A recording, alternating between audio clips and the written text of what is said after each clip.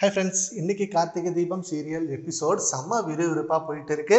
ஏன்னா சாமுண்டீஸ்வரியும் சந்திராவும் சேர்ந்து எப்படியாவது கார்த்திக் ராஜா இந்த வீட்டை விட்டு வெளியே அனுப்பணும். அதுக்கேற்ற மாரி நல்ல சான்ஸ் கிடைச்சிருக்கு. ரேவதிக்கு எல்லாம் மறந்துட்டா. இந்த சான்ஸை யூஸ் பண்ணி நம்ம ராஜா வெளில அனுப்பணும் அப்படின்னு செம்மையான திட்டம் போட்டிருக்காங்க. ஆனால் ராஜா அதையும் முறியடிச்சிட்டாரு. சந்திரா நைஸா போய் சாமுண்டீஸ்வரி கிட்ட சொல்றாங்க, அக்கா எனக்கு ஒன்று தோணுது, நான் சொல்றேன், அதை நீ தப்பா எடுத்துக்காத அப்படின்னு சொல்றாங்க. சொல்லு என்ன விஷயம் அப்படின்னு சொன்னதுமே, அக்கா நம்ம பொண்ணு எல்லாத்தையும் மறந்துட்டா, அதுவும் மெயினா கல்யாணம் ஆன விஷயத்தையே மறந்துட்டா. கல்யாணம் ஆன விஷயம் மறந்தாலே இந்த டிரைவர் பையனையும் சேர்த்து மறந்துட்டா. நம்மளுக்கு இது ஒரு மிகப்பெரிய பிளஸ். ஏன்னா இந்த டிரைவர் பைய அவன் வசம் எல்லாரையும் இழுத்துக்கிட்டான். உன் புருஷனா இருக்கட்டும், இந்த மயிலா இருக்கட்டும், அவன் பொண்டாட்டியா இருக்கட்டும், நம்ம வீட்டு பொண்ணு ரேவதியா இருக்கட்டும், இப்படின்னு எல்லாருமே அவன் பக்கம் தான் இருக்காங்க. ஆனா இப்ப ஆண்டவனா பார்த்து நம்மளுக்கு ஒரு சான்ஸ் கொடுத்துருக்கான். இந்த கல்யாண வாழ்க்கையும் மறந்துட்டா, அந்த டைகர் பையலையும் மறந்துட்டா.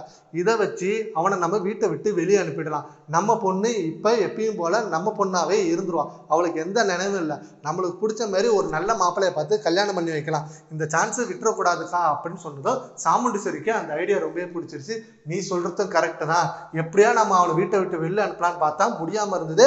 அதுக்கேற்ற மாதிரி இப்ப அவளுக்கு நினைவும் போயிடுச்சு. ஸோ இதை நம்ம யூஸ் பண்ணிக்கலாம் அப்படின்னு சொல்லிட்டு நேராக கார்த்திக் ராஜ்கிட்ட போயிட்டு, இனிமே இந்த வீட்டில் இருக்காத, வெளில போயிட்டுறாங்க, நான் ஏன் இருக்கக்கூடாது, 6 மாசம் வரைக்கும் நான் இங்க இருக்கலாம்னு தானே பேச்சு, நான் பாத்துக்கிறேன் அதெல்லாம் அப்படின்னு. அப்போ சாமுண்டீஸ்வரி ஒரு முடிவு எடுக்கிறாங்க. உடனே போயிட்டு உள்ள இருந்த போட்டோவை தூக்கி போட்டு, தபார் நீ இந்த வீட்டில் இருக்கணும்னா ஒரு கண்டிஷன் இருக்கு.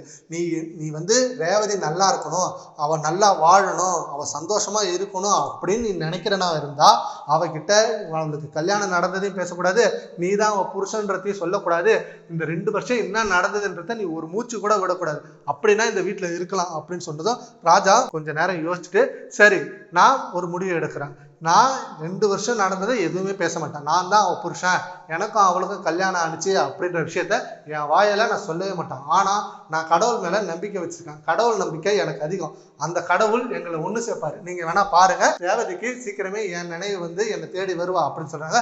பார்ப்போம் அப்படின்ட்டு செம்மையான சவால் விட்டுட்டு போறாங்க. எபிசோடு செம்ம விறுவிறுப்பா போயிட்டு இருக்கு.